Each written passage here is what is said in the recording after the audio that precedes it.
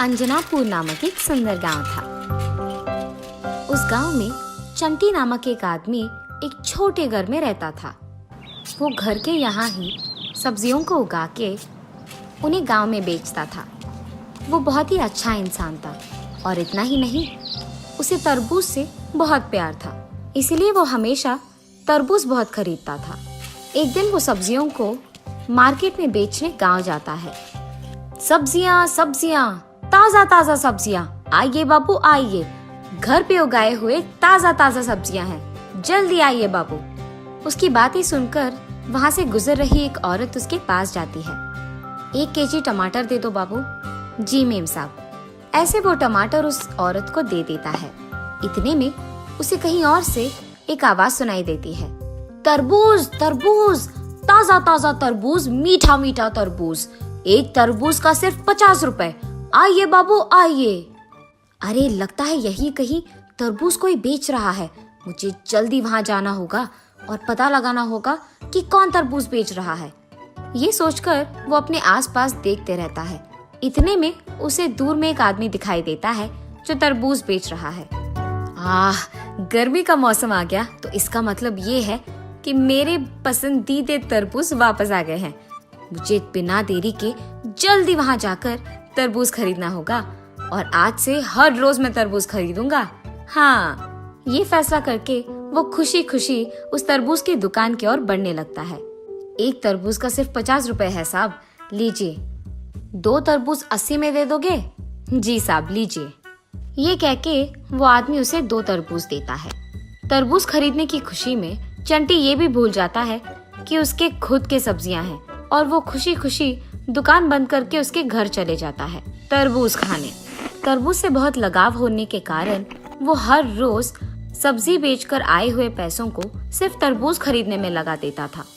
उसी समय में गांव के सारे अमीर लोग इस डर में जी रहे थे कि अगली बार किसके घर में चोरी होगा, क्योंकि उस समय में चोर बहुत थे और अमीर लोगों के घर में बहुत चोरी करते थे।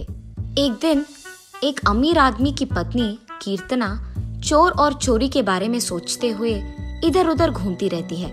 इतने में उसे चंटी दिखाई देता है तरबूज लेके जाते हुए। उसे देख वो सोचती है, अरे इस आदमी का घर तो इस गांव में सबसे छोटा है। अगर मैं अपने गहने, सोना और जेवर इसके घर में डाल दूं तो किसी को शक भी नहीं आएगा और किसी को कभी भी पता नहीं चलेगा। इसके छोटे घर में तो चोर भी नहीं घुसेंगे, तो मेरे गहने सारे सुरक्षित रहेंगे। और क्योंकि ये आदमी अकेले रहता है, मुझे इसके घर में गहने डालने और निकालने में भी कोई दिक्कत नहीं होगा और मुझे उस चोरों के बारे में चिंता करने की कोई जरूरत नहीं पड़ेगी। जैसे ही वो चोर यहाँ से चले जाएंगे, मैं अपने गहने, सोना और जेवर उससे वापस ले लूंगी। हाँ, यही अच्छा तरकीब है। इस सब के होने के बाद जब मैं अपने गहने और जेवर अपने घर वापस लेके जाऊंगी, तब मैं अपने पति को बताऊंगी। मुझे ये सब सुबह के समय में करना होगा, जब चंटी उसके घर से बाहर सब्जी बेचने जाएगा। तब किसी को कोई शक नहीं आएगा, यहाँ तक कि उसे खुद भी पता नहीं चलेगा। ये फैसला करके वो अगले दिन सुबह चंटी के घर के बाहर जाने का इंतजार करती है। जैसे ही वो चला जाता है, वो उसके सारे सोना सब उसके घर लेके जाती है, पर उसे समझ में नहीं आता कि वो सब वो कहाँ छुपाएगी। हाँ, मैं इस सब को एक बड़े डिब्बे में डालकर जमीन के नीचे छुपाऊंगी, ये फैसला करती है। तब वो उसके फैसले के मुताबिक जमीन में खोदकर उसमें ये बड़ा डिब्बा डालकर उसमें उसके सारे सोना सब कुछ भर के उस डिब्बे को बंद करके उस पे मिट्टी डालकर उसके जमीन के टाइल्स को वो वापस लगा देती है। उसके बाद वो वहां से चले जाती है। ऐसे बहुत दिन बीत जाते हैं। हर रोज की तरह एक दिन जब चंटी तरबूज खरीदकर उसके घर आता है, तो उसे कहीं नीचे रखने की जगह देखता है। इतने में उसके हाथ से वो तरबूज नीचे गिरकर टूट जाता है और उसके साथ ही जमीन का टाइल भी टूट जाता है। अरे रे, मेरा तरबूज टूट गया। एक और तरबूज खरीदने के लिए मेरे पास पैसे भी नहीं हैं। अब मैं क्या करूं? ऐसे गम में वो तरबूज के टुकड़ों को और उसके नीचे टाइल के टुकड़ों को फेंकने के लिए इकट्ठा करता है। अरे ये क्या, टूटे हुए इस टाइल के नीचे मिट्टी पर हाथों का निशान है। क्या सारे टाइल्स के नीचे ऐसे ही हाथ के निशान होंगे? खोलकर देखना ही बेहतर होगा। ये फैसला करके वो उसके बगल के टाइल को भी निकाल कर देखता है, पर उसके नीचे मिट्टी पे हाथ के निशान नहीं होते हैं। ये देख वो आश्चर्यचकित होता है।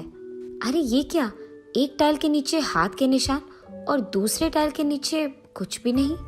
ये सोचते हुए जब वो मिट्टी को इधर उधर करता है तो उसे एक डिब्बा नजर आता है और उसे देख वो दंग रह जाता है। ये इतना बड़ा डिब्बा कहाँ से आया होगा? मैंने तो नहीं रखा इसे यहाँ। ये सोचते हुए वो उस डिब्बे को बाहर निकालने की बहुत कोशिश करता है, पर उतनी कोशिश के बावजूद वो निकाल नहीं पाता है। हार मानकर वो डिब्बे को खोल ही लेता है। डिब्बे के अंदर सोना, जेवर और गहने देख वो एकदम चौंक जाता है।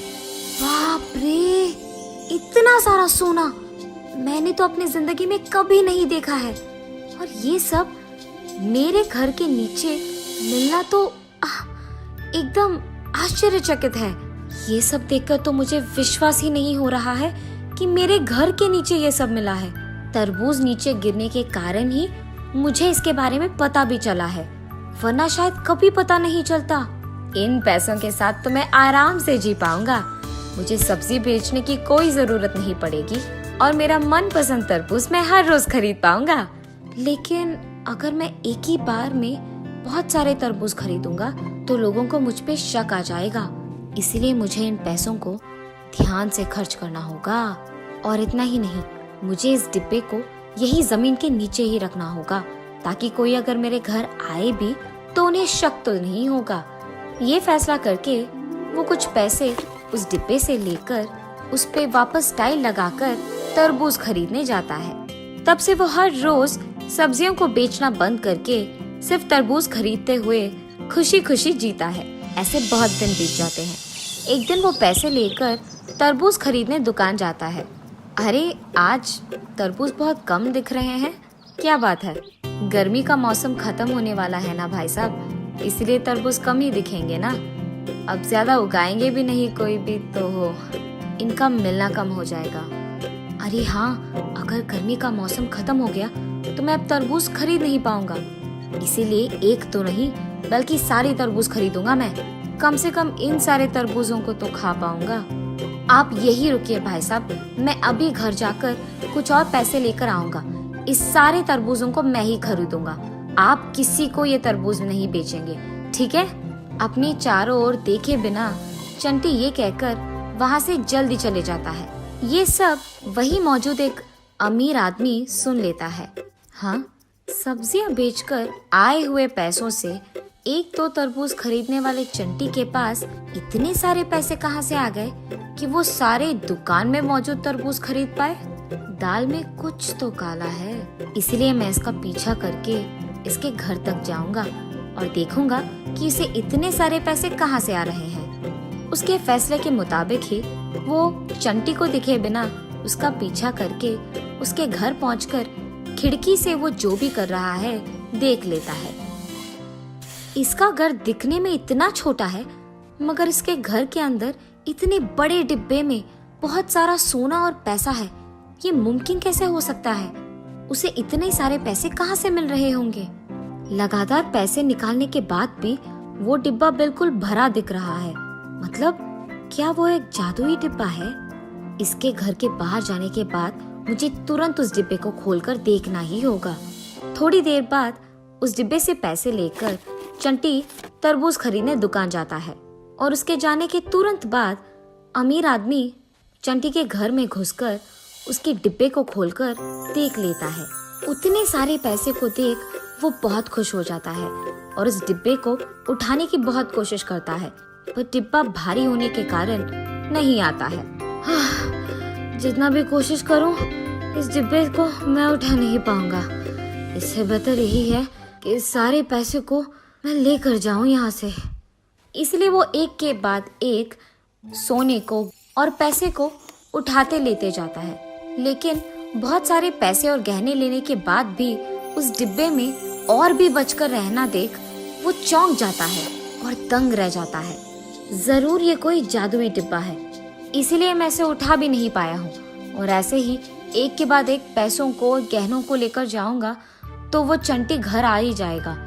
इसीलिए उसके घर आने से पहले ही मुझे उसके पास लेकर एक सौदा बनाना होगा कि उसका घर मेरा हो जाए और मेरा उसका। तब मुझे ये जादुई डिब्बा में मिल जाएगा और इस गांव में सबसे ज्यादा अमीर बन जाऊंगा मैं। ये फैसला करके वो वहां से तुरंत तरबूज की दुकान जाता है चंटी से मिलने।